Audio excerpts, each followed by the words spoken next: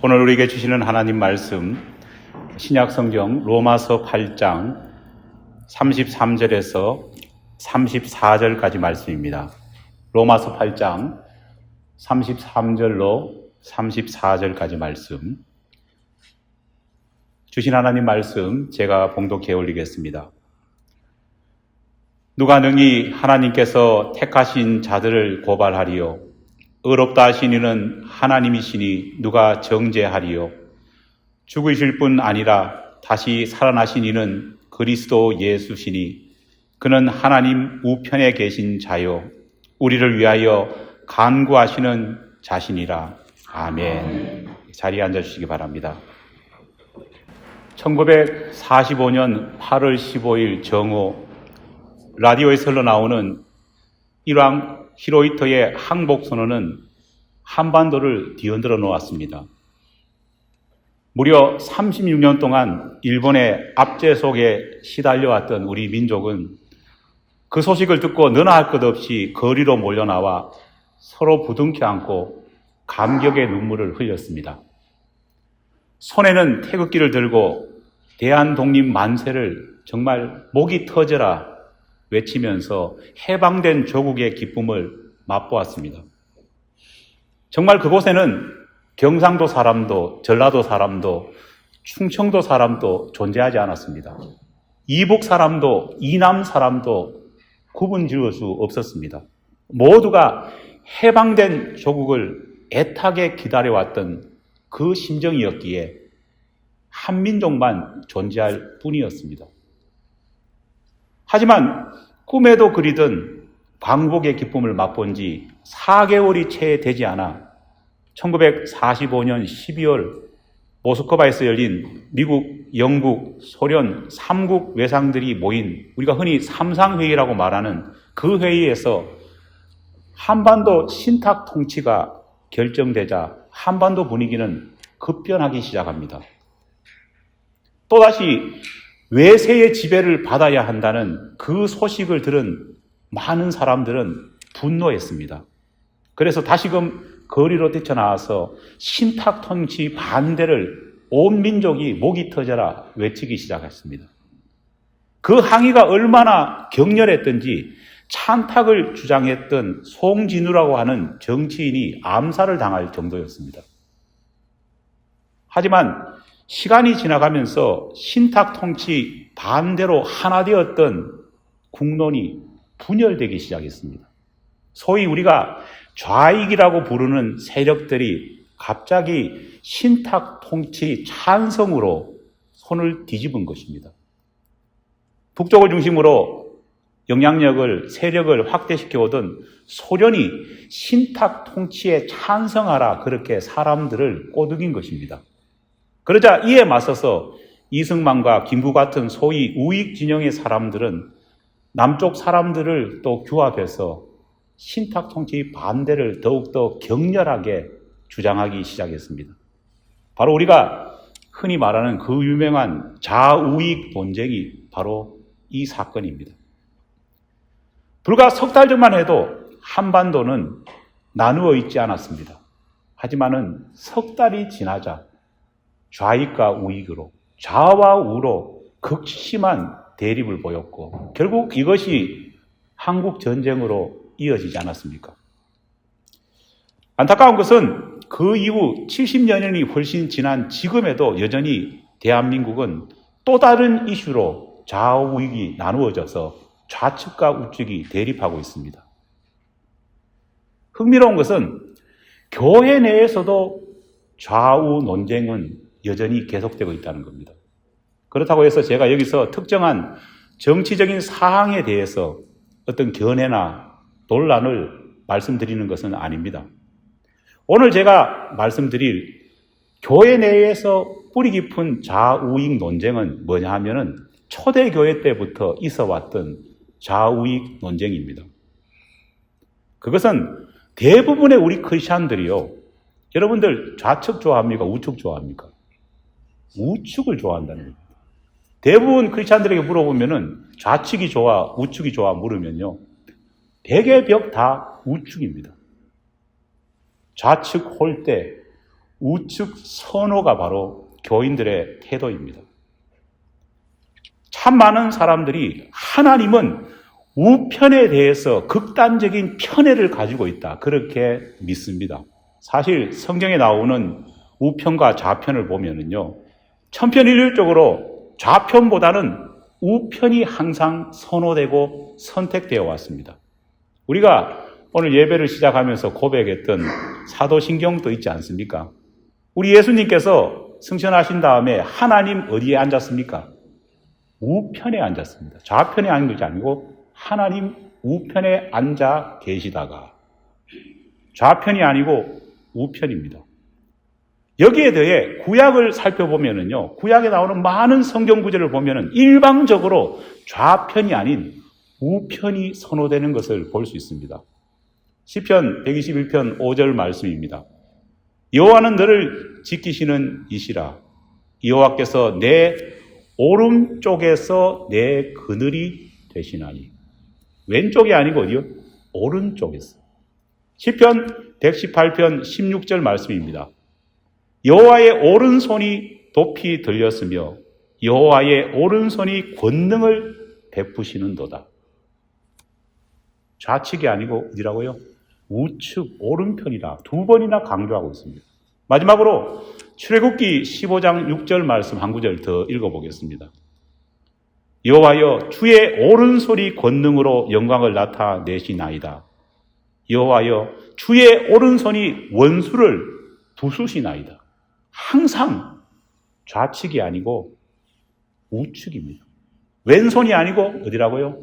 오른손이라는 겁니다. 이렇게 구약 성경에는 수많은 구절에서 항상 오른쪽, 우편이 강조됩니다. 신약 성경을 봐도요, 이것은 변하지 않습니다. 신약 성경 요한복음 21장 6절에 보면은요, 그물을 던져도 어디에 던집니까? 그물을 배 오른편에 던지라 말씀하고 있습니다. 마가복음 16장 19절 그리고 히브리서 12장 2절 말씀을 보면은요, 역시 부활하신 예수님께서 어디에 앉아 계신다고 말하고 있느냐? 하나님 보좌 우편에 앉아 있다 말합니다. 정말 그런가? 사도행전 7장 56절을 보면은요, 폭도들에게 돌에 맞아서 순교를 당하고 있던 그 스데반이 마지막 순간 성령의 충만함을 입어서 천국을 바라보지 않습니까? 그때 스데반이 뭘 봅니까? 예수님께서 하나님 우편에 서신 것을 봤다, 그렇게 기록하고 있습니다. 우편에 서 계시다 말하고 있는 겁니다. 이쯤 되면은 말 그대로 오른쪽의 일방적인 승리처럼 보입니다. 왼편은 말 그대로 아무짝에도 쓸모없는 쪽으로 그렇게 느껴집니다. 누군가 말한 우스갯소리가 있습니다. 뭐라고 말하느냐? 하나님은 좌익이 아니라 우익이다. 우리 하나님은 좌익분자가 아니라 철저한 우익 인사시다. 어떤 분이 그렇게 말씀하시더라고요. 사실 오른쪽에 대한 이 선언은요, 세계 모든 민족의 보편적인 관습이기도 합니다. 왜냐하면 사람들은 본능적으로 다수가 왼쪽보다는 어때요? 오른쪽을 선호합니다. 여러분들, 사람들이 많이 있지만은요, 왼손잡이가 많을까요? 오른손잡이가 많을까요? 오른손잡이가 압도적으로 많습니다. 그렇다 보니까 왼손잡이는 오랫동안 홀대를 받아왔습니다. 모르겠습니다. 요즘에는 그렇지 아니라 생각하지만 제가 어릴 때만 해도요, 왼손잡이 애들은요, 부모님으로부터 엄청나게 구박을 받으면서 컸습니다. 주변 사람들도 왼손잡이인 걸 알면요, 꼭 지나가다가 어른들이 한 소리 합니다. 심지어 밥을 먹을 때도요, 왼손으로 밥을 먹으려고 하면은 부모님이 어떻게 합니까? 손바닥을 탁 칩니다. 그리고 숟가락을 왼손에 들기라도 하면은요, 반드시 뺏어서 오른쪽으로 반드시 갖다 줍니다. 왜일까요? 오른쪽이 정상이고 왼쪽은 비정상이라 생각하는 관습이 있었기 때문입니다. 한때 기타 같은 악기도요, 전부 다 오른손잡이용으로 나왔습니다.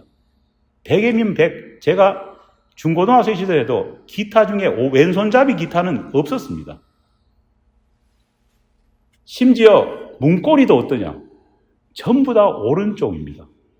그러나 요즘에는 많이 바뀐 것을 우리는 알 수 있습니다. 왼손은 반대로 어떤 데 사용하느냐? 여러분들 인도네시아나 인도 같은 데 보면은요, 손으로 밥을 먹지 않습니까? 오른손은 뭐에 사용하는 겁니까? 밥을 먹는 손, 그리고 소중한 손. 왼손은 어디에 사용합니까? 은가를 넣은 다음에 뒤처리하는 손으로 항상 사용합니다. 그래서 인도네시아나 또 인도, 아니 미국에서도 왼손으로 악수를 하려면요, 이게 굉장히 큰 결례입니다. 특히 인도네시아나 인도에 가서 왼손으로 악수했다, 봉변을 당합니다. 왜냐? 이 손은 어떤 손이라고요? 화장실 손입니다. 성경에도 이 관습적으로 왼손보다는 오른손, 오른쪽을 선호하는 경향이 참 많은 것 같습니다. 하지만 크리스찬들이 이 오른쪽에 대해서 절대적으로 신봉하게 된 가장 큰 이유는 뭐냐? 바로 마태복음 25장에 나오는 양과 염소의 비유 때문입니다. 심판날 양은 어느 쪽에 있습니까? 오른편에. 염소는 어디요? 왼편에 자리 잡게 된다 말하고 있기 때문입니다. 그리고 오른편에 앉아있는 양 같은 사람들은 하나님께서 예비하신 나라를 상속받게 되지만, 왼편에 있는 사람은 어떻게 된다고요? 저주를 받아서 영원한 심판의 불로 들어간다. 비유가 그렇게 얘기하고 있습니다. 그러다 보니까요, 사람들은 할 수만 있다면은 오른편에 앉아야 되고, 할 수만 있다면 어떤 짐승 같은 사람이 되어야 된다고요? 양 같은 사람이 되고 싶어 합니다. 염소같이 되고 싶어 하는 사람, 왼편에 앉고 싶은 사람은요, 여러분 가운데도 한 사람도 아마 없을 겁니다. 만약 제가 최영미 사모님 보고 양같이 생기셨어요, 그러면은 너무 기뻐하지 않겠습니까? 그런데 아유, 최 사모님 염소 같네요, 뭐 에라 굉장히 기분 나빠하지 않겠습니까? 하지만 우리가 이 양과 염소의 비유를 보면서요, 깊이 생각해 봐야 할 것이 있습니다. 우리는 양과 염소의 비유를 보면서요, 오른편, 왼편을 구분지어 가지고 좌우익의 논쟁을 생각합니다. 하지만 주님께서 말씀하신 이 양과 염소의 비유는요, 그냥 말씀하신 것이 아니라 뭐라고요? 비유라는 겁니다. 비유. 여러분, 비유는요, 말 그대로 어떤 교훈을 주기 위해서 알기 쉽게 빗대어 설명하는 것이 비유입니다. 그렇기 때문에 주님의 이 양과 염소의 비유에서요, 오른쪽, 왼쪽이 절대적인 것은 아닙니다. 하나님은 오른쪽을 좋아하시고 왼쪽을 싫어하신다. 하나님은 우익 인사시고 좌익 인사가 아니다. 그런 말을 하고 있는 것이 아닙니다. 여기서 말하는 오른쪽, 왼쪽은 말 그대로 사람들이 예수님의 설교를 잘 이해하기 위해서 빗대어 설명한 비유라는 것을 우리는 기억해야 합니다. 여러분, 그렇지 않습니까? 우리가 학교 다닐 때 무슨 통행을 하락합니까? 우측 통행입니까? 좌측 통행입니까? 예? 되는 대로 간다고요. 예. 여러분들, 뭐 사람이 걸어갈 때 좌측으로 걸어간다 해가지고 여러분 가운데 저 마귀 같은 놈, 그렇게 생각하는 사람 있습니까? 없지 않습니까? 우리 교회도 여기 보면은 이제 들어올 때 보면은 이쪽이 우측이고 이쪽이 좌측 아닙니까? 그렇다고 해가지고 여기 지금 앉아 계시는 한편의 교인들이 다 이 나쁜 사람들, 그렇게 말하지는 않지 않습니까? 다분히 오른쪽, 왼쪽을 글자 그대로 구분하는 것은요, 그걸 맹신하는 것은요, 비유라는 것을 잘못 이해하고 있다는 것을 우리는 기억해야 합니다. 여러분, 이 사실이 굉장히 무섭다는 것을 제가 한 예를 통해서 본 적이 있습니다. 실제로 있었던 일입니다. 텍사스에 있는 한 교회에서 이런 일이 있었습니다. 이 교회는 이제 미국에 있는 형제 교단이라고 하는 독특한 교단이 있습니다. 그런데 이 교단에 소속된 이 교회는요, 우리 교회가 이제 팬데믹 오기 전에는 한 달에 한 번씩 뭘 했습니까? 성찬을 했지 않습니까? 그런데 이 형제 교단은 성찬도 많이 하지만은 성찬보다 더 많이 하는 것은 형제 교단이기 때문에 세족식을 자주 합니다. 그런데 문제는 거의 한 달에 한 번씩 세족식을 하는데요. 새로 오신 담임 목사님께서 세족식을 하는데 세족식 하는 방법이 좀 특이했습니다. 기존에 계셨던 목사님은요, 세족식 할 때 이제 양발 중에 한 발을 할 거 아닙니까? 교인들이 많으면 오른쪽 발을 항상 씻어 주셨습니다. 그런데 새로 오신 목사님은요, 교인들의 어떤 발을 씻느냐? 왼발을 씻어 주셨어요. 제가 상상을 해보기로는 아마 목사님이 왼손잡이셨던 것 같아요. 편하시니까. 그런데 발을 늘 씻기면서요, 그 교회 장로님 가운데 한 분이 이게 마음에 안 들었어요. 성경에는 오른쪽이라 했는데 자꾸 왼발을 씻어주시니까 이 목사님이 우리 교인을 싫어하시나. 그래서 날 잡았어요. 이 장로님이 목사님을 찾아가서 항의를 했습니다. 목사님, 앞으로는 왼발 하지 말고 오른발을 씻어주십시오. 저는 마음에 안 듭니다. 그런데 목사님이 그래도 좀 유하시고 이런 분이면 좋겠는데요. 장로님이 그렇게 항의하니까 쏴붙였습니다. 뭐라고 했느냐? 발이 뭐가 중요합니까? 아무 발이면 하면 되지. 장로님이 굉장히 무안을 당했습니다. 그래서 그 이후에는 어떤 일이 벌어졌느냐? 왼발파하고 오른팔파가 교회가 나누어졌습니다. 장로님을 지지하는 오른쪽 발파, 소위 우익 측과 목사님을 그냥 놔두자, 좌측발을 선호하는 좌익파가 나누어졌습니다. 두고두고 싸웠습니다. 그러다가 어느 날 장로님을 지지하는 소위 오른쪽 발파가 교회를 떠나버렸습니다. 그리고는 교회에서 얼마 떨어지지 않는 곳에 새롭게 개척을 했습니다. 그런데 그 개척한 교회 이름이 뭐냐? 참 재미있습니다. 라이프 처치, 오른발 교회입니다. 감정이 많이 묻어 있죠. 라이프 처치. 계속해서 이 교회가 지금도 있습니다.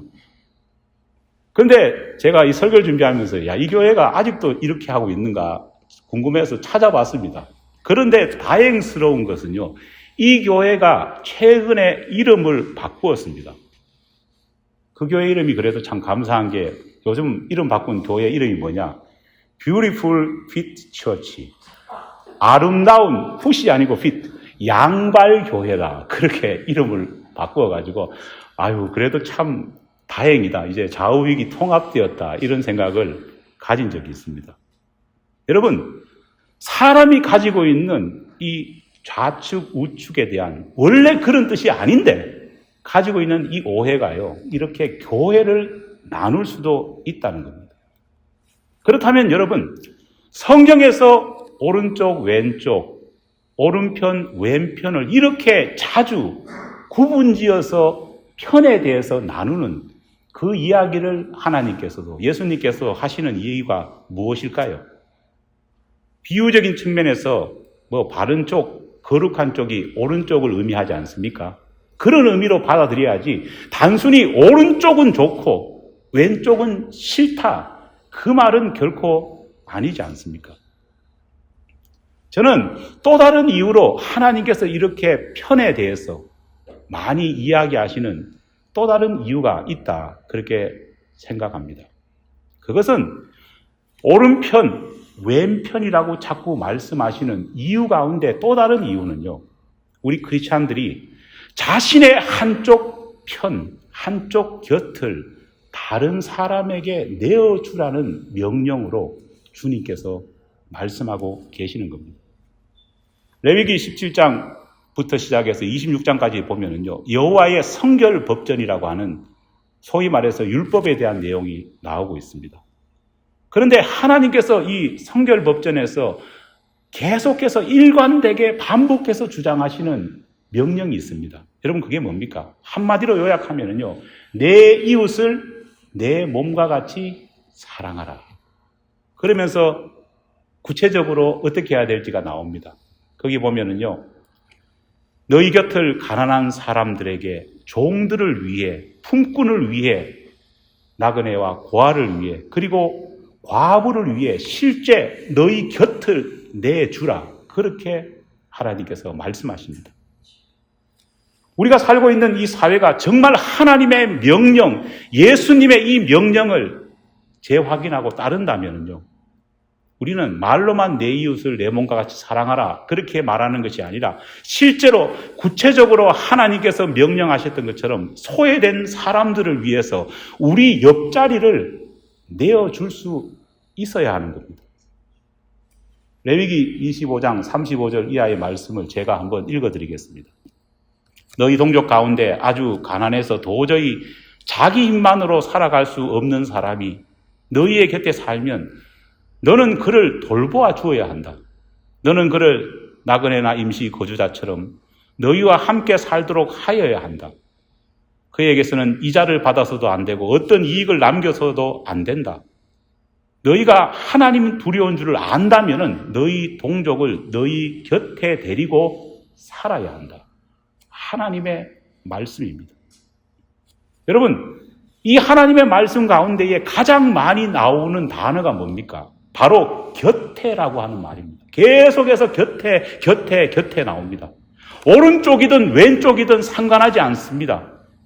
가난한 자, 도움이 필요한 자를 위해서 너희 곁을 내주어야 한다는 것을 하나님이 명령하고 계십니다. 여러분, 예수님의 탄생 사건을 바라보면요, 이 곁의 소중함을 우리는 잘 알 수 있습니다. 하나님께서 명령하신 이 곁을 내주라고 하는 이 명령을 예수님께서는 자신이 성육신 하시면서 실제 자기의 삶의 정황, 삶의 자리를 통해서 그대로 보여주십니다. 우리가 잘 알지 않습니까? 우리 예수님은 어디서 태어났습니까? 말구유, 더러운 마구간에서 태어났습니다. 왜 예수님, 아기 예수님이 왜 더러운 마구간에서 태어날 수밖에 없었습니까? 성경이 말하는 이유는 하나입니다. 베들레헴에 뭐가 없었다고요? 여관이 없었답니다. 여러분, 아무리 작은 베들레헴이라고 해서 정말 임신부, 만삭의 임신부, 양수가 터져서 어쩔 줄 모르는 그 임신부를 위해서 그 임신부가 아기를 낳을 수 있게 해줄 방이 없었겠습니까? 분명히 있었을 겁니다. 아니, 여관이 없다고 한다고 해도 자기 집에 들려서라도 그 여인을 보호해줄 그 거처가 없었겠습니까? 여관이 없었고 방이 없었던 게 아니고 정말 없었던 것은 자기 곁을 내주려고 하는 하나님의 명령을 글자 그대로 따르는 사람들이 없었다는 겁니다. 여기가 이란도 아니고 이라크도 아니고 남미도 아니지 않습니까? 베들레헴은 하나님이 택하신 족속이 살아가는 이스라엘 안 아닙니까? 하나님의 명령이 여전히 진행되고 있는 곳 아닙니까? 그럼에도 불구하고 이 임산부를 위해서 자기 곁을 내줄 수 있는 믿음과 여유를 가진 사람과 가정이 없었다는 겁니다. 레위기 25장 35절 이하 아까 말씀했던 것처럼 하나님께서는 가난한 자, 힘든 자, 어려운 자를 위해서 너의 곁을 내주어야 한다 말씀합니다. 하지만 실제로 우리 주님이 이 땅 가운데 오셨을 때 보니까 이 말씀을 그대로 실천하는 사람이 없었다는 겁니다.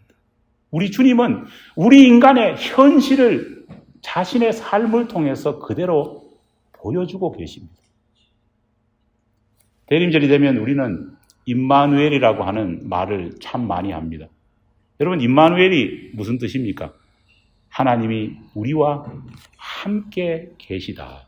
여러분 믿으십니까? 하나님께서는 우리와 늘 함께 계십니다. 그런데 이 말을 우리가 고백하면서 숙고해 봐야 할 부분이 있습니다. 함께라는 말은요, 곁에라는 말과 똑같은 말입니다. 함께라는 말과 곁에라는 말은 똑같은 말입니다. 여러분, 우리가 회개해야 합니다. 저부터라도. 우리는 무슨 말은 좋아합니까? 함께라는 말은 너무 좋아합니다. 외롭고 어려울 때 함께 있어 주기를 원하지 않습니까? 그죠? 그리고 하나님과 예수님이 우리와 함께 있어 주면 얼마나 좋습니까? 함께라는 말은요, 너무 좋습니다. 그러나 똑같은 말, 똑같은 표현에 곁에라고 하는 표현에 대해서는요, 부담스러워합니다. 그렇습니다. 제가 우리 정태인 권사님한테 권사님, 제가 권사님 집 곁에 한 일주일 정도 머무르면 좋겠습니다. 하면 아유 누군가 내 곁에 와서 뭘 한다면은요 부담스러워합니다. 거룩한 삶은 우리 곁을 하나님을 위해서 또 하나님이 명령하신 사람을 위해서 내어줄 때 가능해집니다. 복된 삶은 우리가 하나님 곁에 있어야 합니다. 믿습니까? 동시에 참된 신앙은 내 곁을 누군가 필요한 사람에게 내어놓을 때 이루어지는 겁니다. 사도행전을 포함해 성경의 여러 구절에서 성천하신 예수님께서 하나님 우편에 앉아 계신다고 말씀하고 있습니다. 그렇기 때문에 많은 크리스찬들이 천국에 간다면요 어디 앉고 싶어 합니까? 예수님 좌측 우측 오른편에 앉고 싶어 합니다. 무조건 오른쪽이 좋다는 선입견입니다. 만약에 내가 천국 갔을 때 누가 예수님의 오른쪽에 앉아 있다면요 모르겠습니다. 저는 걱정스러운 건 우리 한국 사람들이 너무 극성이라 가지고 올라갔는데 만약에 서주영 권사가 예수님 오른쪽에 탁 앉아 있다. 그러면은요 성질이 나가지고 거기서 싸움을 붙지 않겠습니까? 니 나가라. 내가 앉아야 된다. 무슨 소리냐고. 장로인 내가 앉아야지. 무슨 소리냐고. 목사인 내가 앉아야지. 그 한 자리 앉으려고 오른쪽 그 자리를 앉으려고요. 싸우지는 않을까. 걱정이 됩니다. 무조건 오른쪽이 좋다는 편견과 선입견 때문입니다. 하지만 저는 설교를 준비하면서 달리 생각해 봤습니다. 나 같으면은 하나님, 예수님 오른편에 앉는 것이 아니라 예수님 왼편에 앉겠습니다. 왜인 줄 아십니까? 하나님 오른편에 누가 앉아 있습니까? 예수님. 예수님 오른편에 내가 앉는 것이 아니라 예수님 좌편에 내가 앉으면은요, 나는 어디 앉아 있습니까? 하나님과 예수님 사이에 앉아 있습니다. 새로운 블루오션이 바로 이것이 아닐까 생각을 해봅니다. 그래서 설교 준비하면서 저 혼자 상상하면서 야 여기는 아무도 안 올 거다 우습기도 했습니다. 여러분 그럼에도 불구하고 저는 예수님의 오른편에 앉고 싶습니다. 아니 앉을 겁니다. 왜냐? 예수님의 오른편에 앉아서 비어있는 나의 오른편에